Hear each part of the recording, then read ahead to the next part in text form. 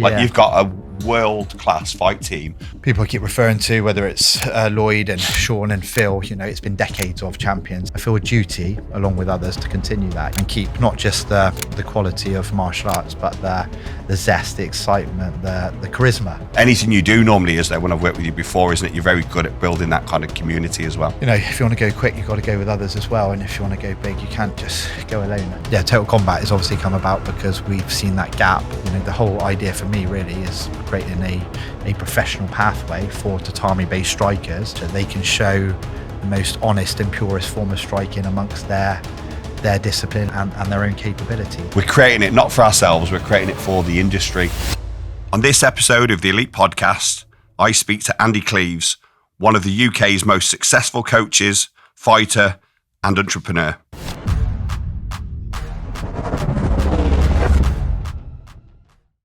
Andy, how you doing? Morning, Lee. How are we? Yeah, good to see you, buddy. Yeah, you too. Came to my place last night, long journey from Bristol. That's right, 4 hours up, but well worth it. We've been saying we're going to get at it for a while, so good to be here. Yes, it's been we've been that busy, haven't we? It's been hard to pin it down. Lots going on, mate, yeah. Yeah, but I'm really excited. A special one today, obviously good friend and business partner.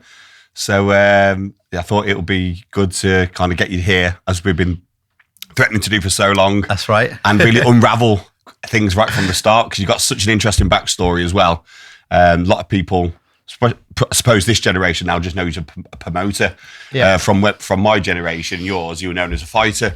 But there's still a lot more behind the character, which I'd like to kind of drill into today a little bit. Yeah, no mate. problem. Yeah. So you're obviously Bristolian, aren't you? I am, yes. Originally, well, I come from a little village just outside of Bristol, a place called Nelsey. So that's where my family sort of all grew up originally. So, just a little quiet village just outside of Bristol.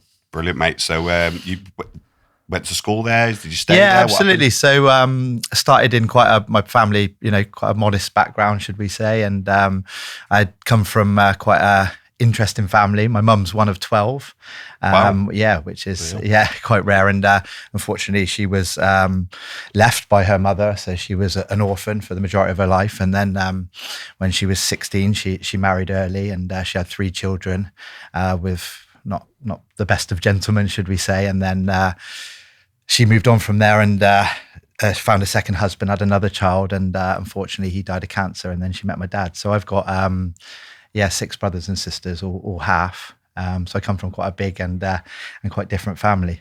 Wow. Yeah. So they're all half brothers and sisters. They are indeed. Yeah. You're the baby, aren't you? I am. Yeah. The youngest one. So my mum's got 3 daughters and a son from her previous, and my dad a son and a daughter. What's the age difference for the closest one? Oh, crikey, a good number of years. So I've actually got a nephew and a niece that's not far off my own age, so you can sort of see the bracket. Yeah. So when you grew up, then you didn't really have like a brother or sister, I suppose, your own age that you played about with. Yeah, it felt almost like you're on your own, but they were they used to always really look after me. Yeah. But they're quite an interesting bunch. Several of them have done really well financially. Several of them have been on the wrong side of the law, and there's been some imprisonment.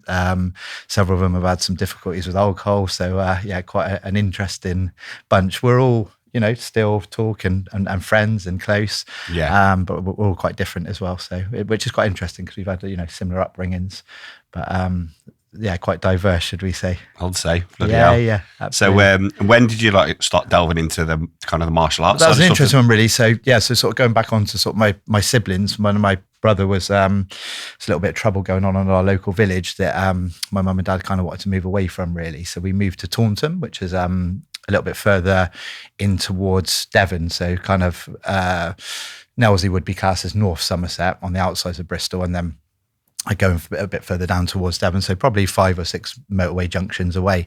And so we moved there to kind of get away. So that was just me, my mum and dad. So I went to a little local school, and there was a guy that lived a couple of doors down. He was into traditional karate. So my mum and dad would go out on a night out at their age, and that family would babysit for us because they had kids of a similar age. And he used to show me sort of karate moves, and I just loved it from the start.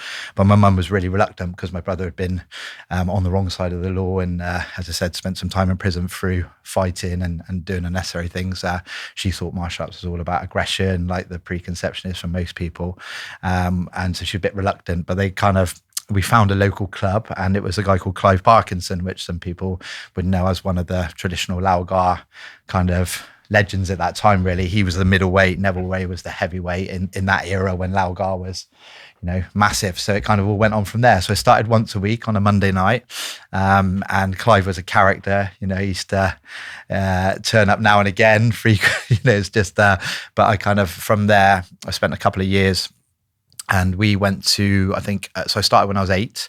And then when I was 10, we went to a training camp. So my mum took me to Club La Santa in Lanzarote, which was run by Sean Vieira, who's now one of my closest friends and my main instructor and still is, and Neville Ray. So it's Clive, Neville and Sean. And it kind of went on from there, really. So we moved back a little bit closer to a town called Weston-super-Mare, which is somewhere halfway between Taunton and Bristol. And then I started training with Sean at that point. So from sort of 10 to 20, it was very much, 5-6 days a week in different areas at all Sean's clubs. So I think we were, we'd be at Horfield on a Tuesday and then on to train at Trinity, and Wednesday was Kingsdown. So it was every night. So I used to travel back and forth from Weston, and, my parents were great. They were sort of right behind it at that point, and then started traveling around and doing the competitions, and it sort of went on from there, really. Good, yeah. Well, you're very lucky for your very first local club to have Clive. Yeah, absolutely. I mean, for those who don't know Clive, I unfortunately, he's not in a great position with his health now, which is really sad to see. Such a strong natured man, but yeah, an absolute powerhouse, and he was really one of the pioneers at that point, alongside the likes of Neville Ray and that era, how impactful those people all were. And then, to meet someone like Sean along the way, and then the rest of Bristol Laogar, they are just an incredible bunch of people. And it's not, I still practice Laogar today as a style, and we still teach traditional Kung Fu and kickboxing as an organisation. But I think that's very much not to do with the style that's being taught, is to do with the individuals that were amongst us and the heritage I've come from. It's such an amazing group of inspirational people. So not just Sean himself, who's I'll probably talk more about, but the likes of Phil Allen and Lloyd Allen, who's the godfather of Bristol Laogar, Nathan the Megatron Lewis, come from such an era of great. And it was just magical times. I'm not one to ever look back at the old times and kind of say they were the best years, because I'm always all about kind of moving forward and inspiring the next generation, and even myself, making further times ahead the best times, not look back and dwell on, but they were incredible days, and still they were, they're still inspirational characters in my life now. So not so long back, unfortunately, the last time we met up was a funeral a few weeks ago, but we're all still best of friends and see each other on a regular basis. So it's one hell of a, what it's like, the same with our relationship, but martial arts fosters such strong bonds, because you go through things that you can't explain to others. It's very similar to soldiers. Very much so. I noticed that. That's why the transition for me when coming out of the military to, back into fighting and vice versa, starting in fighting and going into the military, you do foster strong relationships through hardship together, especially when you're fighting against each other daily, going through all these battles, and then you start facing other opponents and competing against them. It does brings you together, doesn't it? And what the training was like back then as well. It's very different. Different in bad ways and good ways. I've recently had my hip replaced because of both of us. Yeah, exactly. but equally, it was in terms of mental strength and tenacity. But it was absolutely what it was all about. Wild, wasn't it? On Tuesday, I used to go up to, and there's a wrestling coach local called Amira Smiley, who was again a pioneer in his field, and I trained with him. And on a Tuesday, like 11:30 till 1:30, then I go to Sean's class in Horfield at 6:00, and then we'd go on to train with Lloyd at Trinity nightclub at 8, and that'd finish when it finished. And and then there would be no nutrition. All it was pushing movements, so thousands of press ups, crunches. No pulling. Probably didn't do a pulling movement for Everyone 15 has an years. Overdeveloped chest, Exactly, yeah. Front delt dominant. From being in a stance all the time. Exactly. No posterior chain work whatsoever. So now I think it's a responsibility. And I think, unfortunately, martial arts is still stuck back in those ages in some places. So I think they've, martial artists, and particularly martial arts coaches, have got a responsibility to upgrade their knowledge in terms of, from everything from nutrition to psychology to strength and conditioning, and safeguarding of of the people sparring as well. Absolutely. We talked about this, I think it was yesterday as well, wasn't it? So we worked with boxers before, and they're way safer than the kickboxers are when it comes to safeguarding people sparring. I mean, back in the day, we would have tiny little hand pads, trainers on a hard floor, no mats. So I remember one occasion, Nathan Megatron Lewis, he gave me a jump spin hook kick. I was probably 13, 14, and we used to train in this nightclub, and it had like, the light had probably gone on the night before. The DJ had probably been on the stage. The floor had probably not been cleaned, but there was like a stage and it had like a pelmet, like a piece of material to cover the front of the stage.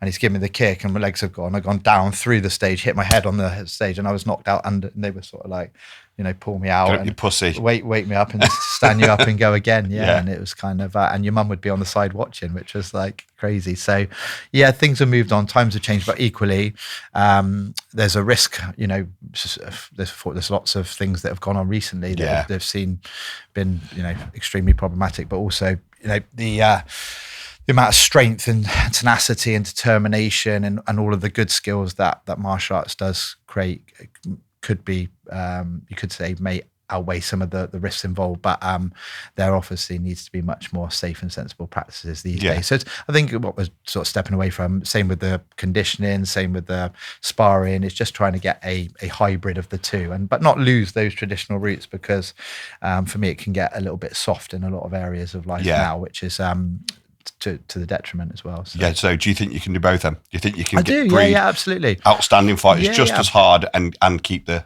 Yeah, I think. Because I do. I think there's a way to do it, isn't it? Absolutely. I think as an organisation, we're doing that as well. And I think, you've got some good organisations that are good at sales and marketing and they can create numbers, but then you've got some that are a bit elite and they can create 10 good fighters, but they haven't got any depth. But for me, I'm trying to create a curve. So it's looking at the people's journey along the way, and if little Johnny wants to do martial arts in amongst piano and dance and as part of many things, that's fantastic. If somebody wants to come in and do 20 hours a week training and become the next world champion, that's good also, but it's making sure you create a pathway for everyone really. And we all know that martial arts is about creating the life skills that have impacted our life and directed our lives. But no, very much so. I think you can definitely get a hybrid of those things, and it's just about having a growth mindset. What frustrates me amongst quite a ego-driven kind of industry in places where it's quite hierarchical is like people won't challenge themselves and question themselves. I think when you look at a child, they're in learning mode. The biggest question my son asked me, Daddy, why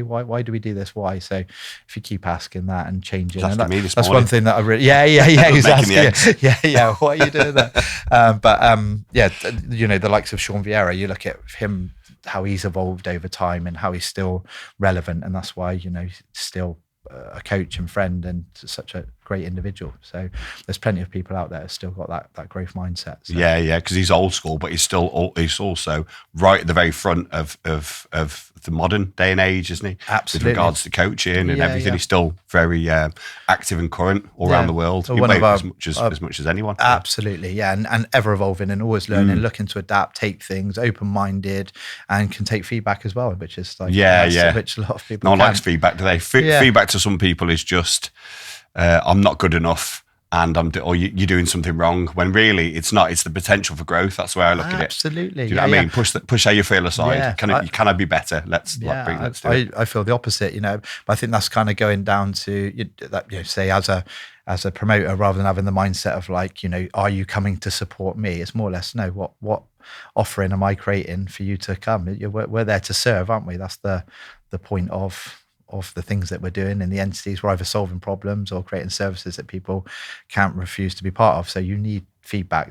And I think, without getting too deep, that's the problem with society today, isn't it? It's that negative connotation with failure or losing or listening to something constructive. I'm like all about that. For my whole life I've just been, punch, kick, knock down, things have gone well, things haven't gone well, stand up and take on board both of them, and not, they're not losses, they're learns, aren't they? So martial arts does that. I think especially, I think personally, even more so with kind of mat sports, because I mean, don't get me wrong, all martial arts and all competitive martial arts 100% does, but mat sports, you lose a lot. Like, yes. In pro, I see where you're getting not necessarily you do you?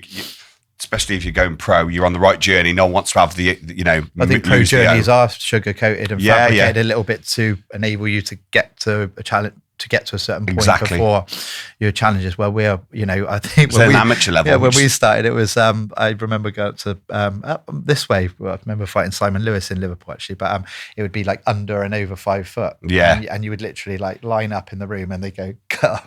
I'd be like the tall one. And then you see a guy get in his car and drive off after, and you were like 12 or 13, and he's got a beard and and it was, you just learned the hard way. If you got near a rostrum when you were at that point, you were a world champion almost, whereas now kind of everybody gets the medal. In my organization, we have say a beginners competition that we run, which is just in-house, and we have about 80 to 100 students, and we do that 3 times a year. And the first thing I sort of say to the parents is just to manage your expectations today. Today's not going to be completely fair.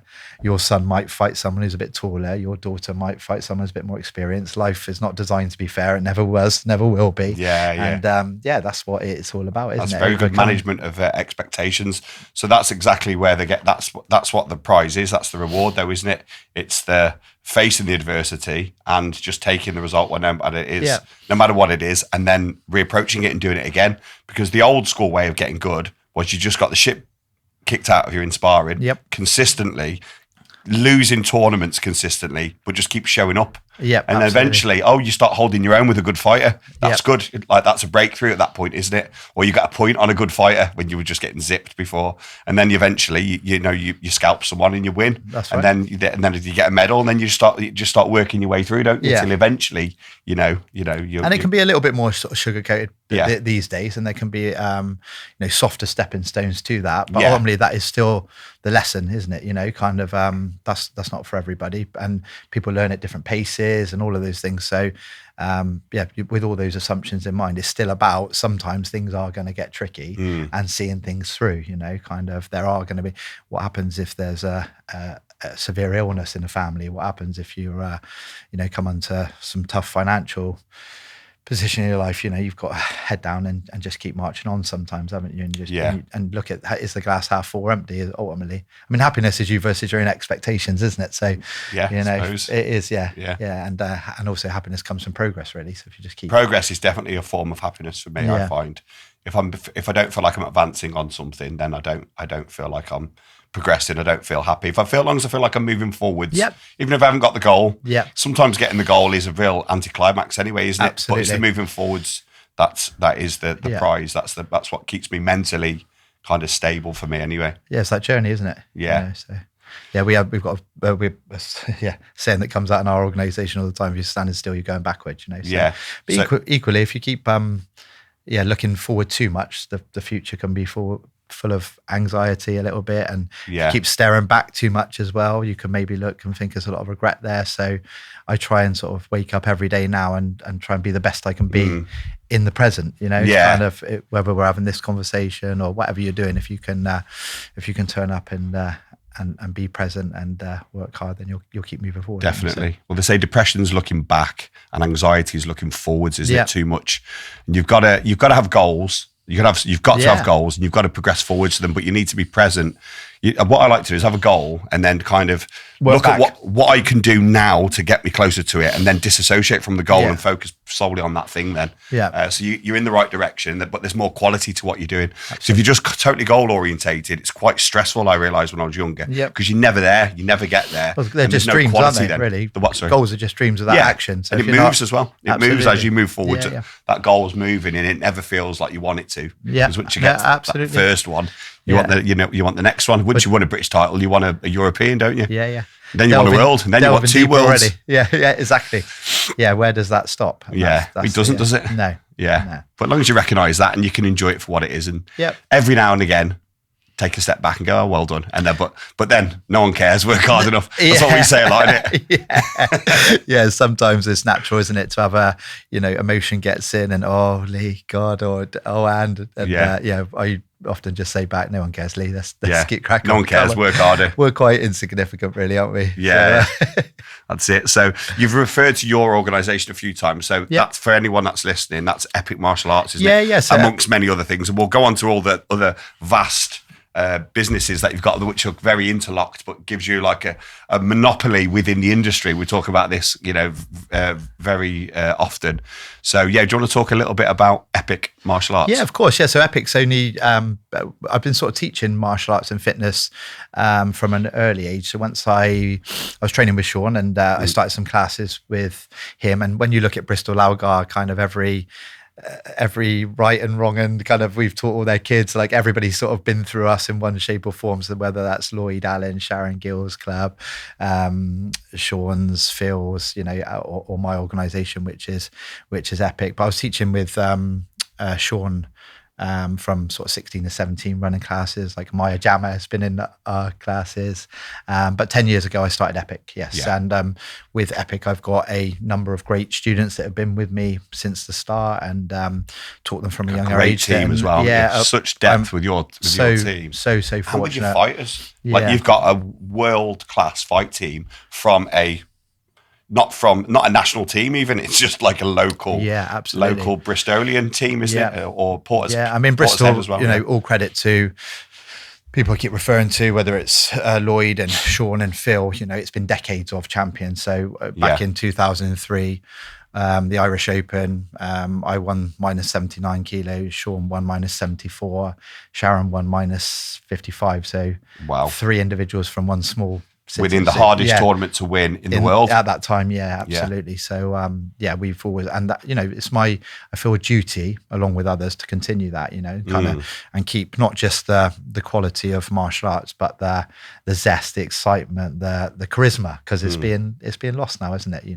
look at children, we're different. There's less character around, and that's what martial arts does, doesn't it? It gives you identity, it gives people an area to express themselves. So, I'm so fortunate. I've got the likes of Gio Marchese, Rakan Saba, Cam Doyle, Matt Roberts. The sort of list goes on as partners, and some amazing upcoming stars like George Sherlock and Tia Doyle.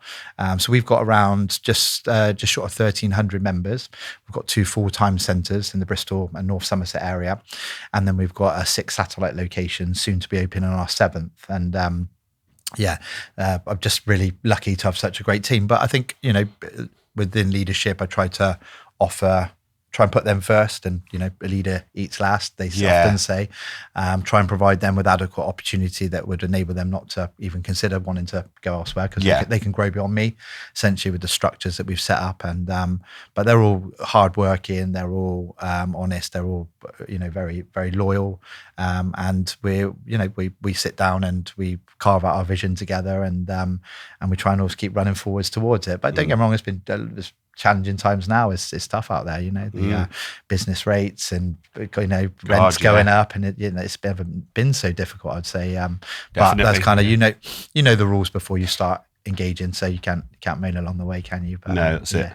So where'd you come up with a name then? Because I know it won't be accidental, because when it comes to branding, you're extremely clever, extremely knowledgeable, and you know how to build a personality into a brand, about how the language used towards it, even the colours, the shapes, the objects, because we work together. Right, we're both very similar on that. We love the creative journey. So tell me. Yeah, so it was actually at the time, one of a close family. So Mike Kingscott, who within the Wacko world, you'll know him as a referee. He used to train with me. So did his daughters from a young age, and also his wife, Sarah. And it was Sarah actually that came up with the name Epic, but we pushed it back into an acronym that stands for energy, positivity, inspiration, and confidence, which is all the things that are associated to our organisation. And we wanted a very clean typography, because we wanted to take traditional martial arts into the newer area. We want kids to be able to bow when they come on the mats, but still have cool snapbacks and merch that enables them to wear out on the street, and makes martial arts more up and current. And then the black and yellow, which is quite significant within it, are their action colours. There wasn't so much that kind of red and blue or black and red that was always the tradition was at the time. So we kind of do. But we've been looking at now kind of revamping some of our locations, and that was said before, if you've got to keep moving with it all, because it's a forever changing environment, isn't it? Whether that's marketing or the whole sort of setup, really, how you're teaching, your lesson planning, even down to the competitions of clubs and other activities that are available. When we were out there, like you think now that what you can take your children to do, that the opportunity is absolutely endless. And we go into schools and talk to children about trying new things and how much opportunity there really is. So although sometimes there's a lot of negative energy around the world at the moment and how badly it's going, equally there's so many good things that you can get your children into. And we work with Elite, don't we, educating other martial arts instructors of how to get out and do that the best. Because I think we can all, there's so many great martial artists, and I think we say, don't we, that you can make good bread, but it's actually about selling good bread, which is often the difficult bit. But when you look at any kind of business or any entrepreneurial effort, actually the sales function is probably the most important Otherwise, thing. you're the world's best kept secret. Yeah, absolutely. We know quite a few people. And I think that people that they worry that seems people that are strong artists or passionate, that the belief can still surround that selling's a negative thing and a dilution. They should come to you. They should come. That's not like the 80s. People ain't going to do that. Oh my gosh! And and also that people that focus on marketing, it's a diluted version. My mindset's the opposite. I want to share the benefits that martial arts has given me with as many families as I possibly can. I'm so passionate about the resilience, all of the growth, the discipline, the focus, the tenacity, everything that I've, my martial arts journey has given me. I feel that that's more important than ever to share with as many families as I can across Bristol and North Somerset. So that is the goal of our organisation. So. Brilliant. Well, you definitely do that, mate. And you, as I said, you compete at a world-class level. So you've got the branded gyms that look beautiful. They're all in yellow and black as well. That's right. Yeah. Kits in yellow and black. What everyone wears is in yellow and black. The energy and the vibe is like you and your team, and it's the same experience, in any of them. And it's very friendly and family orientated and very community driven as well, isn't it? Which is a really, anything you do normally is there. When I've worked with you before, isn't it? You're very good at building that kind of community as well. Yeah, it's about, like I said, it's creating a collective vision, and I hate that sort of like managerial style. I don't think that there even is that anymore. That crack the whip, that build insight mentality where boss comes on and you run via fear. There's nothing there for me. I'm more out the front, protecting the lines, and if a hard conversation comes up or a situation is there, I'm the first one to deal with it. If you want to be the captain, that's kind of your role and responsibility. So my job is to shield the others, hopefully provide a future for all of them, and run forward together, and also make sure that they're doing the same with the lines behind them. So much depth.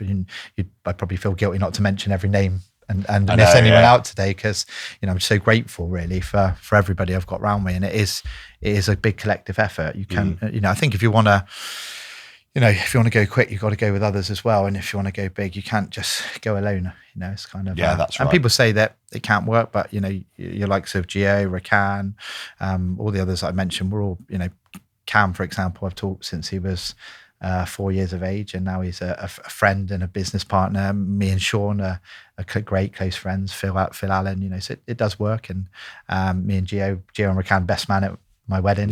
So we make it work. But we're also very honest, transparent, and that takes evolution. Sometimes you can go, because you spend time away from each other and people go off in different directions, and you've always got to realign. And one thing I'd probably say, as I'm quite emotionally connected and open, and I would hope that I'm easy to talk to, easy to approach. I'd like to think I may come across, I have bleach blonde hair and wear some weird outfits, but I got no real ego, or that it's kind of like So and you think of everyone, you think of the whole as well, don't you? Hopefully, it's got to be reciprocal. Any relationship in any capacity needs to be reciprocal. So both parties are benefiting more than they would do if they weren't in that relationship. Absolutely. And that's what you've got to do. We often talk about, don't we? And it's about being secure in yourself as well. I think sometimes within martial arts, I think you've probably got to have a bit of an ego to be a good fighter and become one. Of course you do. But sometimes that stays with people, and I think they like the idea of still staying as it's like a belt. The belt system's hierarchical, and they think they need to be on top. Where, for me, if somebody in my organisation, they could be a yellow belt, but if they can come back and show me even as a martial artist, I want to always be in learning mode. I'm not naive, and you're never the toughest man in the room, are you? In any shape or sense or form, whether that's business, martial arts, as a family man, whatever. You should always be there to listen and learn. And I definitely try to become better at that, listening a little bit and spending more time. Yeah, you do as you get older, don't you? You have to. You do, yeah. I think the only time when you're super busy, I'm probably one of the most empathetic people that would always remember your birthday, or if that you nursing that injury. But kind of like sometimes when I'm overwhelmed with work, I'm very much like, I know what needs to get done, and I will get it done. It's just the point where I can put my emotions to one side, and I'm not blinkered, but I can often. So I'm kind of trying to work on that at the moment, making sure that that's because of the bandwidth. We talked about that before. Yeah. I said to my wife, I do love you, I'm just busy. Do you know what I mean? It's like that. Just there's other things that are more pressing at the moment than that I need to be dealing with, and but I don't take it personally. Yeah. You know, it's just the amount of, there's only so many things you can do, isn't there? Yeah. So amongst Epic, then, so you've got your other companies, you've got Epic Mats as well. Yeah, absolutely. Again, and you've got Top 10 GB as well. Yeah, Do you want to talk about a little bit about so we've those? got Epic Mats, Epic Merch, and Top 10 GB. Epic Merch as well. I've got two other fantastic partners, Alan Ross and Pierce Cruz. Alan was actually trained with me originally. Yeah. And he was kind of doing importing and exporting with different products. And it kind of, I think the market that he was working in was running dry a little bit. And he sort of said to me, and is there anything in the martial arts industry that you think could be imported, cheaply and sort of sold on, or imported from a place that it's cheaper? And I kind of like thought to myself, gloves, whether it's merchandise, all of that, everything's got a brand. That's a massive exercise, isn't it, to create a brand and different sizing and product testing. But I was kind of looking at tatami jigsaw mats, and kind of even industry experts like I'd deem yourself, of course. If I asked you what the density of your mats are in your martial arts studio, you wouldn't have a clue, kind of. So, and also you wouldn't worry about 20 and 40 mil. Exactly, yeah. And also they're faceless. It doesn't matter what logo's on them. Or no one cares, do they? Absolutely. No. So, we looked into it, and we decided to start importing and working through. And this was kind of late, sort of a little bit later on, after the gyms and all the white collar things and all the other things that we were doing beforehand, and we had supply chain issues like any importing thing to start off with. So we supplied some mats that weren't good enough, and had to a resupply. But over a period of time, we really drilled down and got to a solid supply chain, and it's great commercially because it's kind of like buying, marking up and selling on. So it's like, logistically the product comes into a warehouse, and then, whether we get a order online or an order through whatever means, we send on. So it's quite, the product's not perishable, it's kind of like, it's not got a shelf life. So it's a great business model. Yeah, it is. But we've kind of built on trust, and Alan's exceptional. Whether you message him at 11 at night, 6 in the morning, you're going to get a message back quickly. After sales, he's great. But, the bar is low in a lot of places in the martial arts industry, Lee. And I think in general now, AO, for example, you get a washing machine delivered, they give you a little call after, you're overwhelmed by that, where most people you can't even get onto a physical person now. So the flooring's been sitting there and doing really well for, so we're probably one of the leading suppliers in the UK, if not the... Yeah, I think you probably are, from my interactions with people. That's a lot of people know you from initially. That's right, yeah. Even people outside of our normal network. Yeah. And then get bought into who you are and what else you do, and you go, but it's been from the mats that you've extended your network, haven't you, as well? So I suppose absolutely. And then seen other opportunities, like with Top 10. I was running Top 10 UK for years, and spoke with yourself about it. I used to be sponsored, and then the opportunity came for me to hand the mantle over and move on to other things. And you've took that, as always, and sprinted. Do you want to tell us about Top 10 GB? Top 10 GB has been a fantastic. So we kind of, I know with your workload and, the amount of things that are going on, like myself, that I think probably didn't have the time and energy to put into it. And, my placing as well within the industry had changed as well. Now you're very much embedded. You run. We'll talk about another thing you run, one of the biggest tournament in the UK as well, the Bristol Open. So so we're very forward-facing at events. Yeah, like you're sort of suggesting there. So that's a great thing for being out and around, and probably understanding the direction of what products amongst not just Top 10, but the other brands that the fighters are wearing, using, what's trending, all of those other things. And then because of our merchandise business, so we've got like a print-on-demand solution that we do for the martial arts world. We've got about 100 clubs at the moment within martial arts. We do a lot of CrossFit boxes as well, where we print your garments on demand. So yeah, I'll stay on top 10 GB, Yeah, yeah. but because of Epic Merch, we're kind of at a lot of the events. So top 10 would make sense. At the time, I think when you asked me, I was kind of like a little bit wounded. There was lots going on. And because I've been... Yeah, but an opportunity not to be missed. And That's you can right. see how Yeah, that yeah. jigsaw puzzle, just that piece fits right into the jigsaw puzzle without a bit of obviously integration, but then because your team and where you're placed and your network, it's a no-brainer though, really, isn't it? Yeah. And it's doing really, really, well, which is great. Which you've got, it would. Yeah, I mean, you've got Alan's with the mats, his import experience and his warehousing experience, and then you've got Pierce, who again has been a lifelong student and a close family friend. Me and his dad are best friends, and he's been side by side with me through every gym refurbishment house that I've moved into, and I've had not just from my modest beginnings with quite a confusing family. There's been a journey along the way to where I am now as well, and which could be described as turbulent. So he's got a very unique set of skills, very intelligent and very mature beyond his years. So with the merch, he's kind of really has a great understanding of manufacturing and all of those things. So web design, e-commerce, brilliant, mate. Everyone could do with a Pierce by the side, honestly. Really good. So with Pierce and now as a combination, So with Pierce's kind of e-commerce expertise, he's actually a strong sort of salesperson as well. Put a website up within a couple of days, a detailed one. He's done it with us a few times, hasn't he? That's right. Yeah, he's got lots of tremendous skills, and also we've spent time out in creating our own line in China. So at the time when you came to me, we were about to manufacture our own range of suits. You had to spin 180 on that, didn't you? So Pierce, from design to Pantone colours to materials, he's got such a great understanding. So even when it comes to the custom top 10 kits, there couldn't be a better position than us. And then, what I've kind of added to the table is I've enabled us to get into lots of different events with ease. I've enabled us to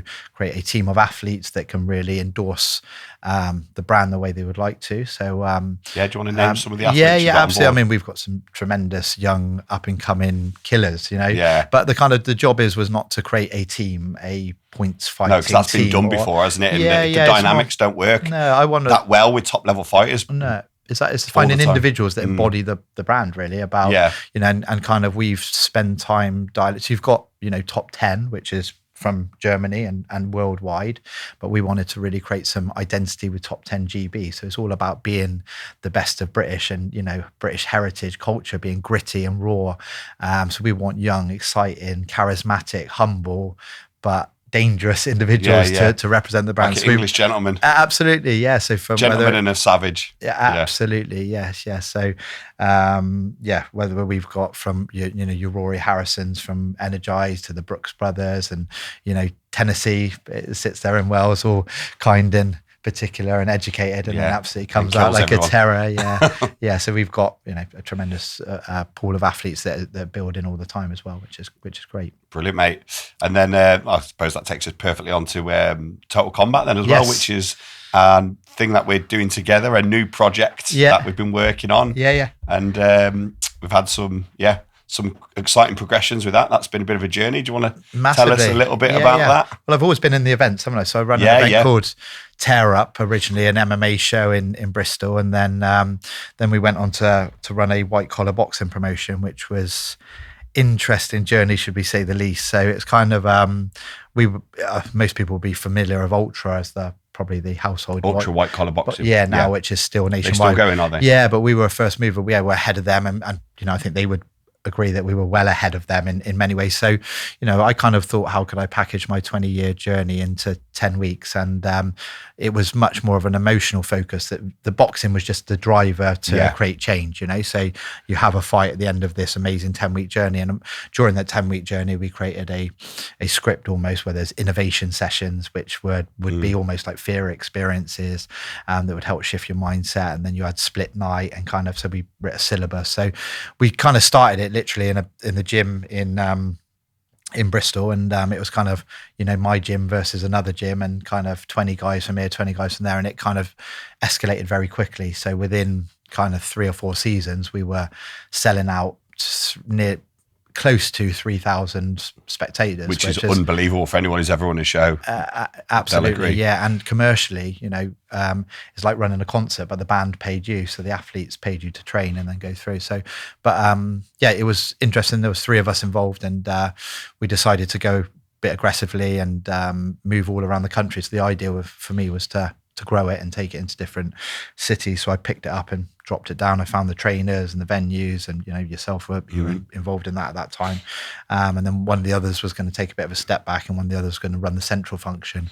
But I went quite aggressive. The central function didn't quite keep up, and there was a little bit of animosity and disagreement amongst the founders, which was a real shame because we had such a great product. So we ended up kind of turned over nearly £1 million in our first year, which is amazing. Then over trading, and then we had to pull back. Overgrowing too quickly, running a little bit fast. So we could have probably traded out of it, but we decided to pull it back and finish and put the brakes on. At the time, that put a little bit of strain on me personally and those around me, so it's quite difficult.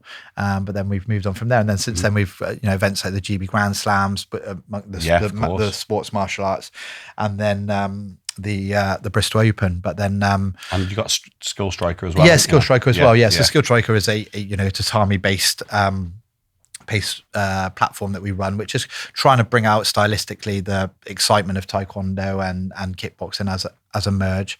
And I do that with my one of my best friends and business partners, Gio, and he's a fantastic matchmaker and is extremely passionate like he is. Yeah. You got someone in literally 2 hours before a fight. That's right. Was in London last, didn't he? So and what's great amongst all our team as well, they never see the next action or enterprise as a threat. They're always excited to come on board, and I would always bring my team with me. So as we move into Total Combat and as the other elements are growing, you're Sean, who I'd run Bristol Open with, your JC, who I run GB Grand Slam with, and your Gio, I run Skill Striker with. They're all involved in Total Combat as well. So we've got such great people around us that why wouldn't we want all of us to go and continue on the journey? So I think Total Combat has obviously come about because we've seen that gap. There's been some frustration. I mean, I've looked at your team when you look at the youngsters that you've brought through and the level they've got to and what's left. Even myself, I probably finished when I was 26 or 27 properly, and then I kept dipping back in. So I was doing, but that's quite early, but it's getting earlier. And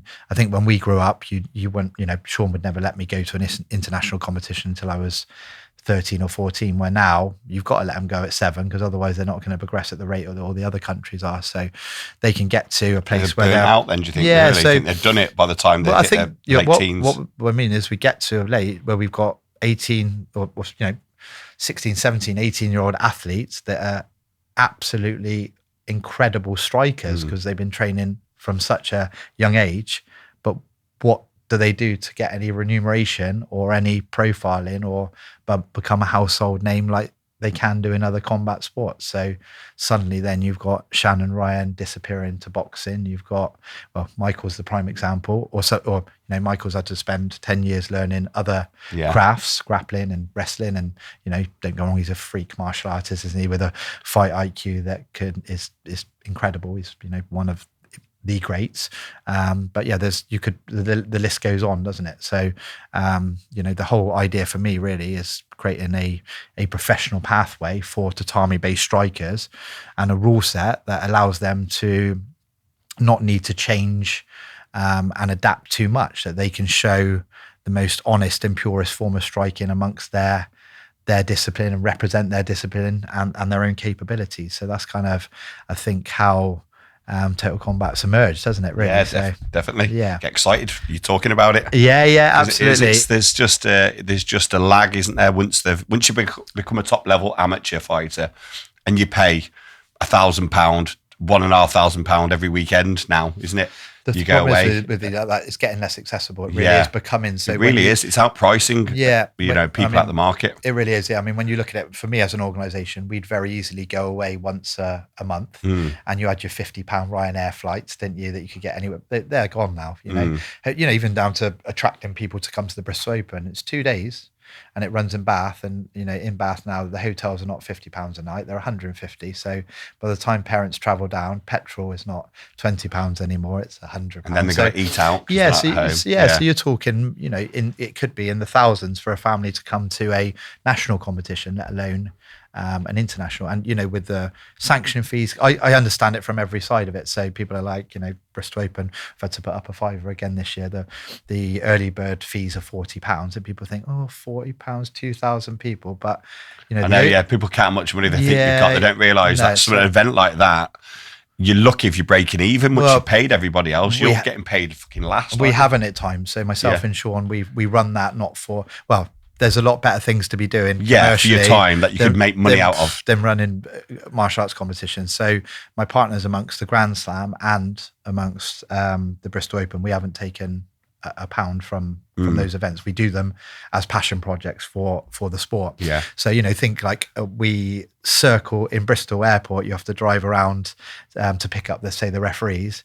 But I think it's £6 or £7 to go in the car park just to come out of the car park. Yeah. So we worked out we spent sort of 350 quid on circling the car park. Oh, shit. It's those sorts of expenses that you're never going to see from the outset. But I think sometimes with the amount of entities that I've got going on, it's very easy to say, oh, look, it's all right for him. But kind of, everything is always done from the heart and trying to serve and better the sport. Yeah. So I always think with any enterprise, money may come along if you serve well enough and create a product that's good enough, or a service or an event that people desire, then hopefully something will come back your way thereafter. But they have to stand up financially as well, because I've known from experience, it's not just the product being good that's important. If it doesn't stand up financially, you can do the best show in the world or have the best martial arts centre in the world, even with the best standard of teaching. But if it doesn't make money, it's not going to continue. It's not viable, commercially viable. So finding that is the more tough bit, isn't it? But we're trying to find that bit with Total Combat. Exactly. So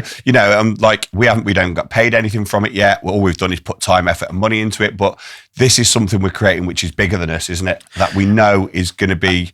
We're creating it not for ourselves, we're creating it for the industry. Absolutely. That's the way we're viewing it, isn't it? I mean, Lee, look at it already. For me, milestones have already been achieved. So event 1, the O2 Arena, the most iconic. I came out of the tube station and Joe Brooks is on a billboard. That's what we dreamed of as a fighter. So that alone, that's, one box ticked. And, the arena was packed. The production was of, a great level of TV broadcast level, which obviously we move on to, and then show 2, which we've achieved the next milestone, which I'm not sure we're allowed to.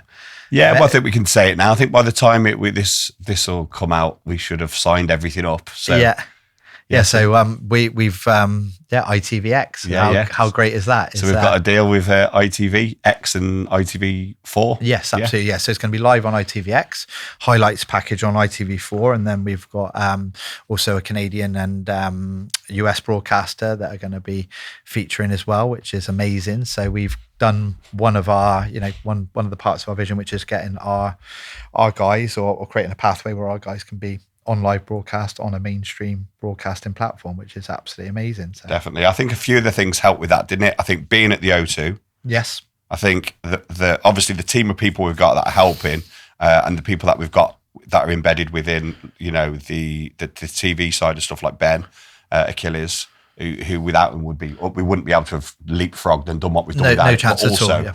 yourself running, no one can run a show like you. Oh. And there's no way it could function or happen without you. I said this to you before. We couldn't do it without you. I run the business side and the overall thing, but the show is you. You're the head of operations as well as one of the owners, like we both are. But we're both cogs within the machine as well, aren't we? Yeah. So there's many moving parts in there with any organisation, and I always like to think that I'll try and do my bit, but that's very kind of you to say, but I think it's like you said, finally, when you're doing something of this magnitude, and to be honest, anything that I want to give my time to now, you can't carry loose parts anymore either. Absolutely not. Everybody's got to have a fundamental, but I think this cohesion of people and the collaboration between us, from Damon's matchmaking ability and incredible martial arts knowledge, IQ. He's very articulate. He's just a great person. Very creative, isn't he? Very Some creative. of the way he puts the fight cards together with the different styles. Yeah. Styles make fights, don't they? Yeah, I've got a huge amount of respect, time, love for Damon Sampson. He's an incredible man, and what he's been through recently is so tough. But it's all credit to his character that the show goes on and he keeps moving through. And I'm actually quite glad to have Total Combat there as a thing for him to focus on with us. There's a great friendship that we mentioned. Sometimes people say can't work, but does work. And actually, we'll challenge each other to the place where sometimes you bring me up and that's not quite good enough, and we always get a better outcome, even if it's a bit uncomfortable. Because I think as individual leaders in our own organisation, sometimes it's not easy to, we were talking about earlier about listening, of course, but it's not easy to be challenged in your own lane, is it? But but it also helps as well. And even if someone isn't particularly knowledgeable in that lane, that can help sometimes. Definitely. Because they might spot something quite obvious. Yeah, absolutely. So as long as we all know when we speak to each other, no one's being a dick. Yeah. Like, we're just trying to get the best result out of it. It's nothing personal, and let's just make this better. And because I know sometimes you can have like burnout, I can, and you've done it for me and I've done it for you, where one of us has challenged the other one on something, and it's been really important to that person to get that done. And then the end result has been better. So like, oh, that's good. That's the value of having strong partnerships in the right way. But because we've got lots of individual leaders that are used to just running everything themselves, some people might think that might not work, but it does work, doesn't it? It really does, yeah. And like you said, there's a couple of reasons. One, because you can pass the baton. Two, sometimes 100% know you can't. Everything's when sorted. You're juggling, people say, "Oh, it's all right for you." You're spinning baits. People they see the tip of the iceberg, don't they? Which is, not. But actually, the things we have to deal with, and it is ultimately first moment you wake up till the early hours of the morning sometimes that we're still going at it. There's no way of getting out of hard work. So sometimes that can be consuming, overwhelming. Sometimes you are, and with your other enterprises, it's all well and good your time, but when things go wrong, and sometimes multiple things go wrong, and sometimes sometimes you've got to pass the baton, haven't you? And so that helps. And then, like you said, having somebody that, Ben, for example, we're very entrepreneurial and used to doing things our own way and being resourceful and being, you could say, cavalier in some ways of our approach, because we know ultimately, and that's part of being an entrepreneur, isn't it? Just finding a way, sometimes being delusional, like looking at a spreadsheet and chucking it away and thinking, no, that's my vision. I'm going to get to that place and find a way, no matter whatever it takes. But you do need people that put the reins on you and pull you back. Especially people like us. I think, growth and energy and expansion is never going to be a thing we're short of. What you need to do is be held back sometimes to consolidate and to think and to just recalculate what you're doing and then let off the lead again. Bam, then you can go again, can't you?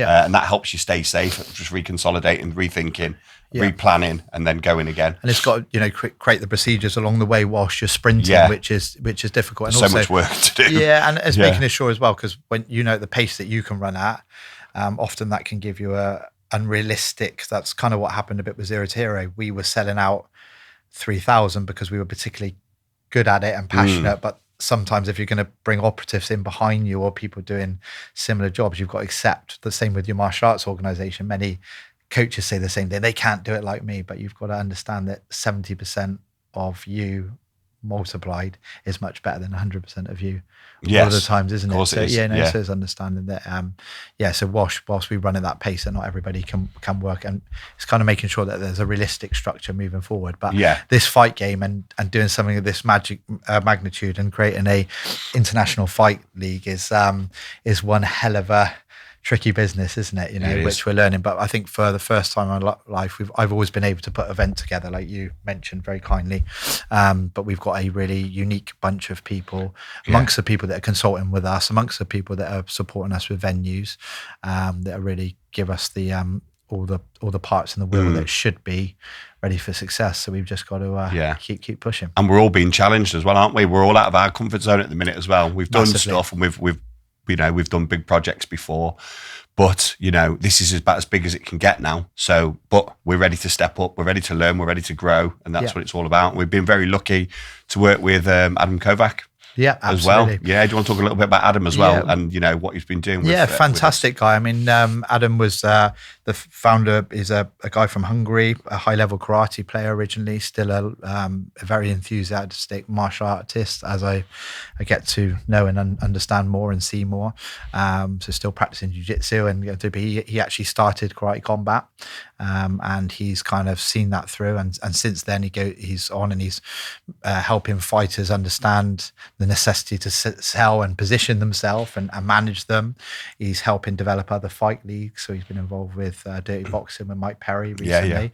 And now he's working with us. So, it's a pleasure to work with him as well, isn't it? And he really brings a different aspect to the table as well, and challenges Yeah. us on other things. But very well. He's very polite. He's a gentleman, isn't he? Absolutely. But he's got a great way of being very honest and very straight, but very polite at the same time. Yeah.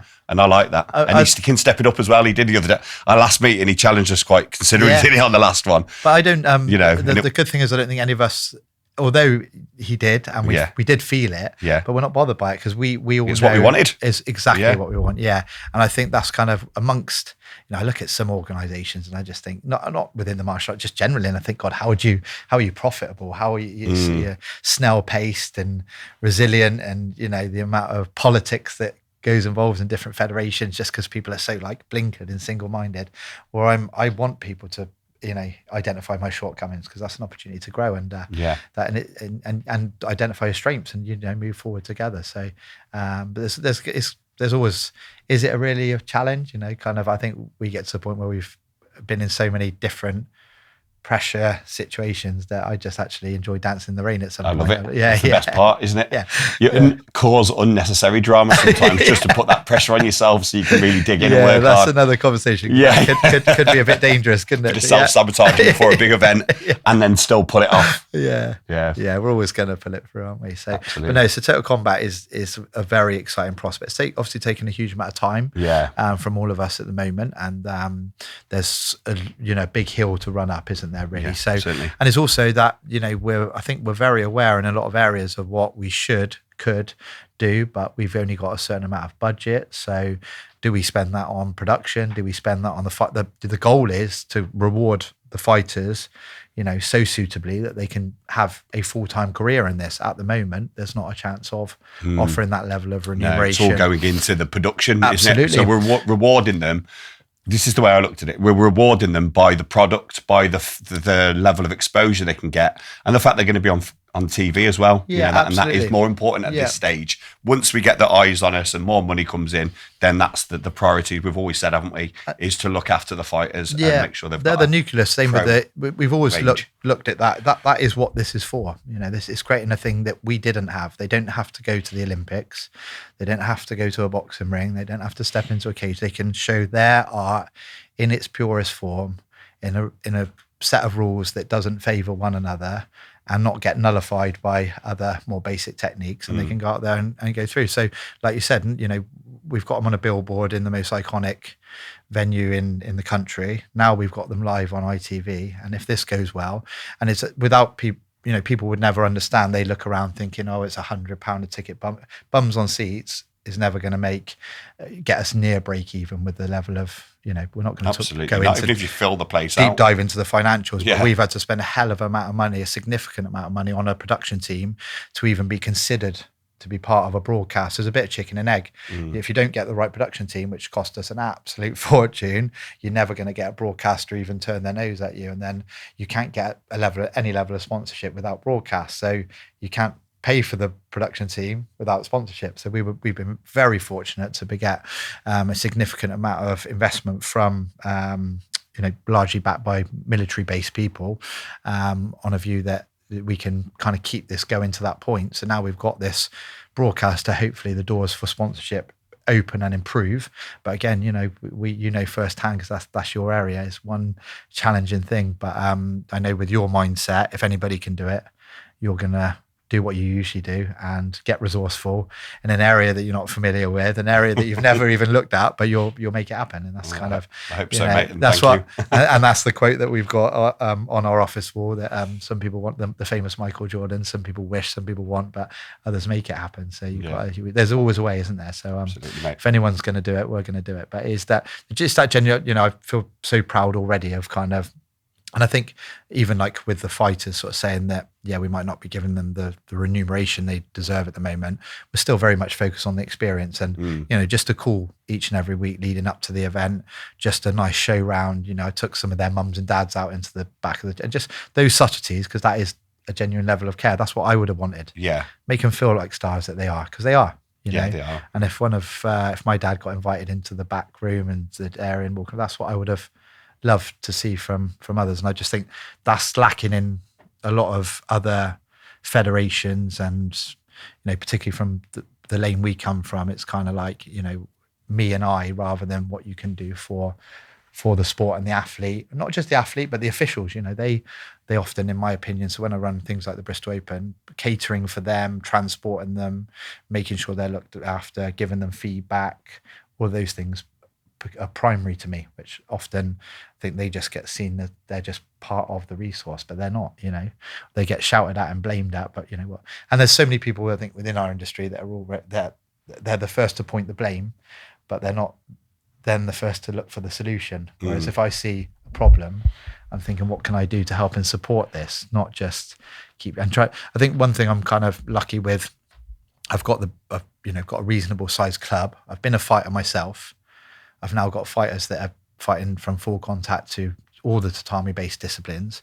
I've been a promoter, so I kind of understand it from the different perspectives. So it gives you quite a level view, probably, that you not many people would have at that age. So, as a club owner, all you care about is your athletes. Yeah. You don't see the other side of it. Every referee's decision is that when you don't realize that they might not be getting the leadership and the nurturing and the training and the feedback, and, but the bar is very low, in my opinion, in a lot of areas. So actually very, soft, subtle, just a bit of gratitude, a bit of thanks for people that help you out amongst my organization. As when I say but Epic, and I've already mentioned all of my partners, but what about the other stars? The parents of I've got 14 kids on the British team, and their mums and dads are just absolutely to the point sometimes that they just don't get, my reception staff, they just don't get enough thanks and gratitude. It's not enough hours in the day, but I'm just so grateful for all of those, because if people see your energy and effort of trying to make change and improvement, they will run a country mile for you and help you out as well, which, I just feel so grateful to have a